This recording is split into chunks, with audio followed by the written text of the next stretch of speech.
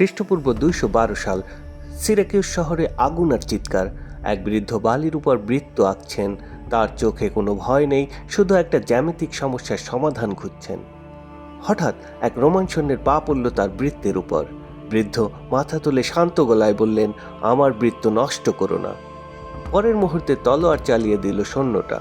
যে মানুষটি মারা গেলেন তিনি শুধু একজন গণিতবিদ ছিলেন না, তিনি ছিলেন ভবিষ্যতের ক্যালকুলাস, ইঞ্জিনিয়ারিং, এমনকি স্টিম ইঞ্জিনের জনক। তার নাম আর্কিমিডিস। একটি মাত্র ভুল, একটি রোমান তলোয়ারের কোপ, আর সেই মুহূর্তেই স্তব্ধ হয়ে গেল বিজ্ঞানের এক অসাধারণ প্রদীপ। 212 খ্রিস্টপূর্বাব্দে সিরাকিউজে তার অকাল মৃত্যু কেবল একজন বিজ্ঞানীর বিদায় ছিল না, বরং তা ছিল পরবর্তী কয়েক শতাব্দীর জন্য বৈজ্ঞানিক অনুসন্ধিৎসার বন্ধ্যাকাল। বন্ধুরা, চলুন তাহলে দেখে নেওয়া যাক মূর্খ সৈন্যের কারণে আর্কিমিডিসের মৃত্যু কিভাবে হলো আর বিজ্ঞান কিভাবে 1500 বছর পিছিয়ে গেল।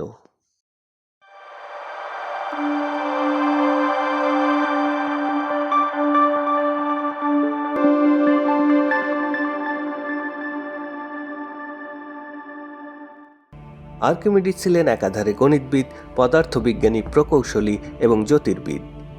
ইউরেকা শব্দখ্যাত প্লবতার সূত্র বা আর্কিমিডিসের নীতি, লিভারের মূলনীতি ও সেচ যন্ত্রের মডেল আবিষ্কারের জন্য আমরা আর্কিমিডিসকে অনেকেই চিনি। তবে তিনি মৃত্যুর আগ মুহূর্তে আবিষ্কার করতে চলেছিলেন বিজ্ঞানের অনেক সব জটিল ধাঁধার।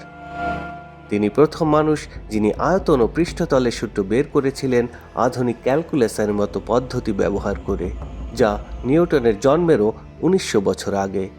তিনি লিখেছিলেন দ্য মেথড নামের একটি বই, যেখানে তিনি দেখিয়েছিলেন কিভাবে অসীম ক্ষুদ্র খণ্ড ব্যবহার করে বক্রতলের আয়তন বের করা যায়, অর্থাৎ ইন্টিগ্রাল ক্যালকুলাসের পুরো কনসেপ্ট। কিন্তু সেই বইটাই হারিয়ে গেল। 1906 সালে একটা মঠে পাওয়া গেল একটা পুরাতন প্রার্থনার বই, যার পাতার নিচে মুছে যাওয়া আর্কিমিডিসের হাতের লেখা। যখন বিশেষ আলোয় দেখা হলো, বিজ্ঞানীরা কাঁদতে কাঁদতে বললেন, আমরা 1500 বছর পিছিয়ে ছিলাম। এছাড়া তিনি আবিষ্কার করেছিলেন স্টিম ইঞ্জিনের প্রথম রূপ, অ্যালিপাইলস নামের একটা বল যা বাষ্পের চাপে ঘুরত, কিন্তু কেউ গুরুত্ব দেয়নি। ফলে শিল্প বিপ্লব পিছিয়ে গেল 1800 বছর। তিনি লিখেছিলেন অন ফ্লোটিং বডিজ, যেখানে আধুনিক হাইড্রোস্ট্যাটিকের ভিত্তি, কিন্তু পুরোটা পাওয়া যায়নি। তার সবচেয়ে বড় ক্ষতি the method of mechanical theorems. এই বইটা যদি না হারাতো, তাহলে গ্যালিলিও, নিউটন, লাইবনিজ কেউই আবিষ্কারক হতেন না, শুধু পুনঃ আবিষ্কারক হতেন। দ্বিতীয় পিউনিক যুদ্ধের সময় রোমান জেনারেল মার্সেলাস সিরাকিউস অবরোধ করেন। এর আগে আর্কিমিডিসের উদ্ভাবিত যন্ত্রপাতির কারণে রোমানদের 3 বছর ধরে শহরটি দখল করা সম্ভব হয়নি। সিরাকিউজের অবরোধে আর্কিমিডিস একাই রোমান নৌবহরকে থামিয়ে দিয়েছিলেন। তার দৈত্যাকার crane claw of Archimedes Roman জাহাজ তুলে সমুদ্রে আছড়ে ফেলত। দূর থেকে দাঁড়িয়ে পলিশ করা ঢাল দিয়ে সূর্যের আলো ফোকাস করে জাহাজ পোড়াতেন। যদিও এটা নিয়ে বিতর্ক ছিল, কিন্তু মাইথবাস্টার পরীক্ষা করে দেখিয়েছিলেন এটা সম্ভব। তবে শেষ পর্যন্ত সিরাকিউজের পতন ঘটে। জেনারেল মার্সেলাস আর্কিমিডিসের প্রতিভার কদর করতেন। রোমান জেনারেল মার্সেলাস বলেছিলেন, আমরা একজন জ্যামিতিক বৃহস্পতির সঙ্গে যুদ্ধ করছি। মার্সেলাস নির্দেশ দিয়েছিলেন যাতে তাকে হত্যা না করা হয়, কিন্তু ভাগ্য অন্যরকম ছিল।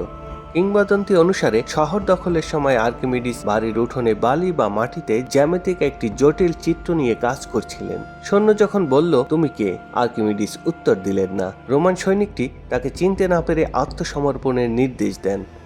অন্যমনস্ক আর্কিমিডিস বিরক্ত হয়ে উত্তর দেন, আমার বৃত্তগুলো মুছে দিও না। এই অবাধ্যতায় ক্ষিপ্ত হয়ে সৈনিকটি তাকে হত্যা করে। মার্সেলাস এই মৃত্যুতে গভীরভাবে অনুতপ্ত হন এবং আর্কিমিডিসের শেষ ইচ্ছা অনুযায়ী তার সমাধিতে একটি গোলক ও একটি সিলিন্ডারের ভাস্কর্য স্থাপন করেন, যা তার শ্রেষ্ঠ গাণিতিক আবিষ্কারের প্রতীক। আর্কিমিডিসের মৃত্যু ছিল বিজ্ঞানের জন্য এক অপূরণীয় ক্ষতি। তার অনেক মূল্যবান কাজ এবং পাণ্ডুলিপি সময়ের সাথে সাথে হারিয়ে যায় বা ধ্বংস হয়ে যায়। তার মৃত্যুর পরবর্তী সময় থেকে প্রায় ত্রয়োদশ শতাব্দী পর্যন্ত ইউরোপে বৈজ্ঞানিক অনুসন্ধিৎসার প্রায় পুনর্জন্ম ঘটেনি। এই সময়কালকে বিজ্ঞানের বন্ধ্যাকাল বলা হয়। আর্কিমিডিসের মৃত্যু একটি মর্মান্তিক ঘটনা, কিন্তু তার কাজ আজও অমর।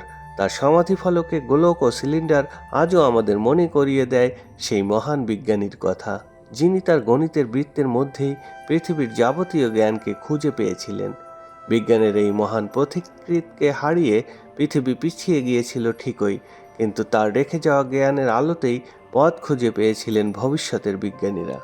এই মহান বিজ্ঞানীর মৃত্যুতে বিজ্ঞানের অগ্রগতি কতটা ব্যাহত হয়েছিল সে বিষয়ে আপনার মতামত কমেন্টে জানান এবং ভিডিওটি লাইক ও শেয়ার করুন। আর চ্যানেলে নতুন হয়ে থাকলে অবশ্যই সাবস্ক্রাইব করুন। ধন্যবাদ সবাইকে।